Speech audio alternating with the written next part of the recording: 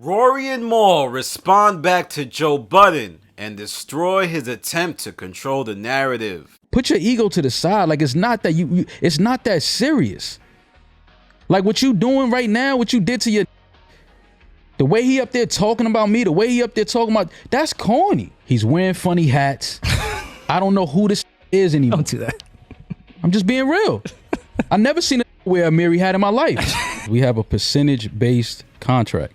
And also people... So we have to ask for accounting because how else will we know what we're supposed to get? We need to see the numbers. When I came on, I feel like I made this more palatable. I agree. I feel like I made it more cool. I feel like I gave a different energy. Like, Rory and Mal's response to Joe Budden after episode 437 is one of the most pivotal moments for Joe Budden, Rory, and Mal. After all, it seemed like Joe Budden was going to get away scot-free with controlling what the story would be about their breakup. It just didn't look like Rory and Mal cared to enter the public light and defend against what Joe said. On episode 437, Joe delivered a scathing rant against Rory and Mal. One that would make Rory seem like a greedy co-host who was trying to leech off of Joe Budden and make Mal out to be some lazy, couch-writing loser. But Rory and Mal would not let that persist, and with their connections to Weezy's WTF Media, they would record a response that would have reverberations for Joe Budden's career moving forward. So let's get into it. The first big point made is Rory arguing that he was instrumental in the beginning of Joe's podcast, and highlights how the original SoundCloud for the Joe Budden podcast was under Rory's name, and even says he provided the artwork. Rory even mentions that Joe asked him to be a part of the show because Marissa was talking too much about sexual topics. Then Mal says Joe asked him to kick it on the pod a little bit later, and good vibes were immediately apparent when Mal arrived. And it was clear that the core of what would make the Joe Budden podcast so special was established. The Friends Who Pod were about to go on a run.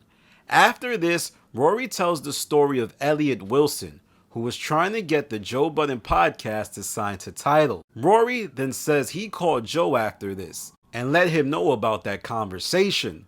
And apparently Joe Budden would flip out on Rory. Now this is interesting because I kind of get where Joe's coming from.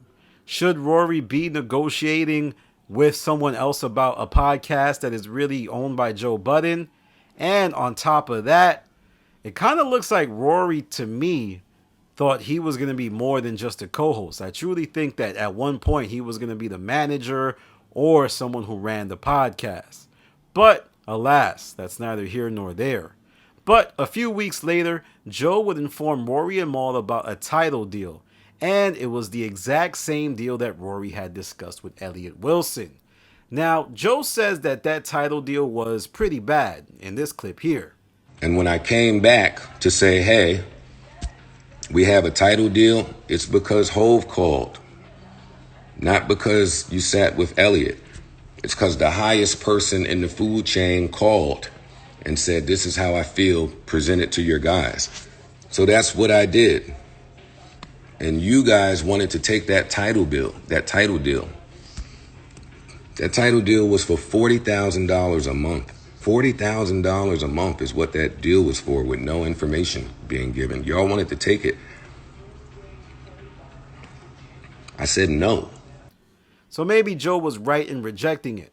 But what we see from this instance in regard to the Tidal deal was a clear lack of communication.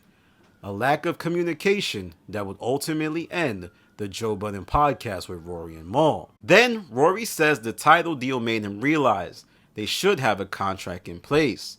Rory says he called Joe Budden to implement a contract and Joe would flip out and call Rory insecure. Now, that is kind of odd, as yes, it kind of does look like something Joe would say. And why would having a contract be a sign of insecurity? But if you look at how Joe says him and Ian doesn't have a contract, I think it's pretty clear that Joe probably did flip out at Rory when he asked to implement a contract. But eventually Joe, Rory, and Mal agree on a profit partner split that will be done where Joe doesn't give up any of the IP, but he gives up some of the profit to Rory and Mal. And it appears like initially this was a verbal agreement, which is interesting. Making verbal agreements is kind of odd, but it seems to be put on paper when the Spotify deal comes in. It is at this point that Rory appears to start negotiating. Now let's zoom out. One thing that we need to look at here is it looks like Rory has a lawyer and Mal may have not had a lawyer at the initial negotiation.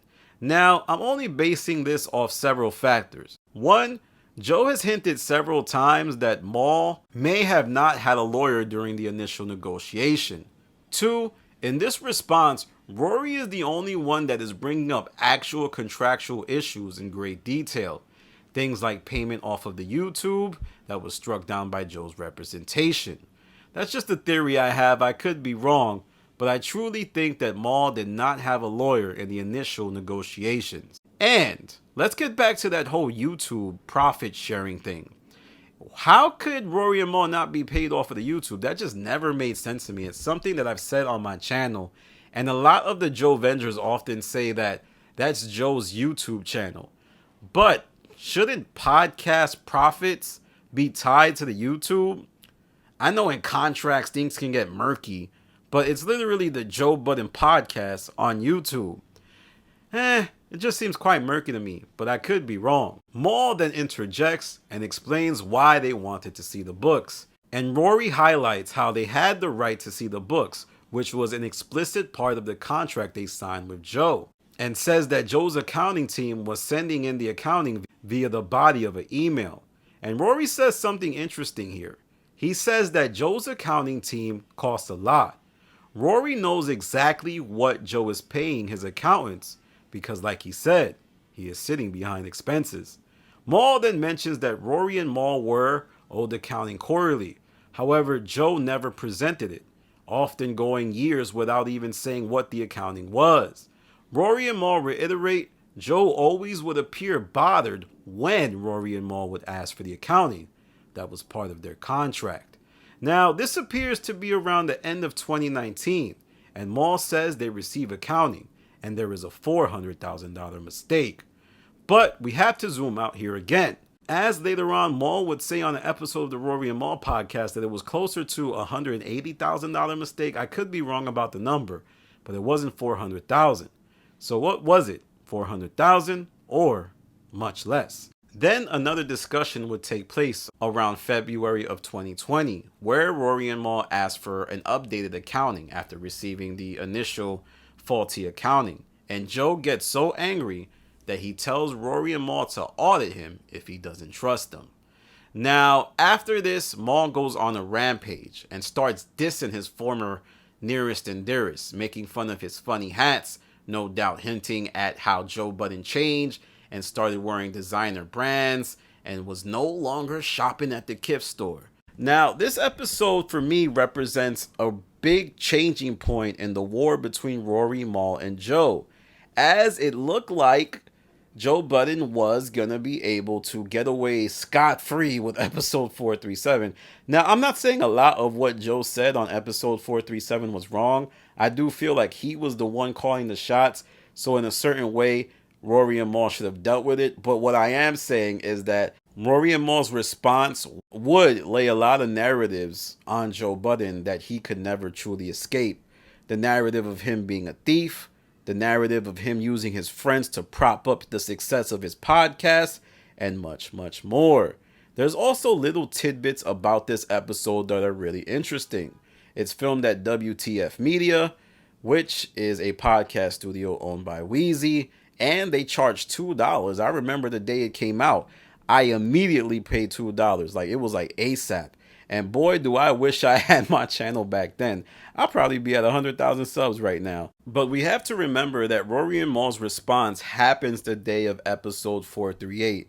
And while many think episode 437 was terrible and an attack to Rory and Mal, episode 438 was probably more nasty because Joe Budden did like this gaslighting thing where he brought on his therapist and he was trying to appear like really conflicted, like, oh my god, it's so tough to wear the crown. I loved my friends. I wish they understood what I was going through. And it was just super, super Joe manipulation. Yes, I want to stress that I think this was a great episode. Episode 437 was a great episode, but he brought on the therapist, and then in the description he said happy mental therapy month. It was nasty.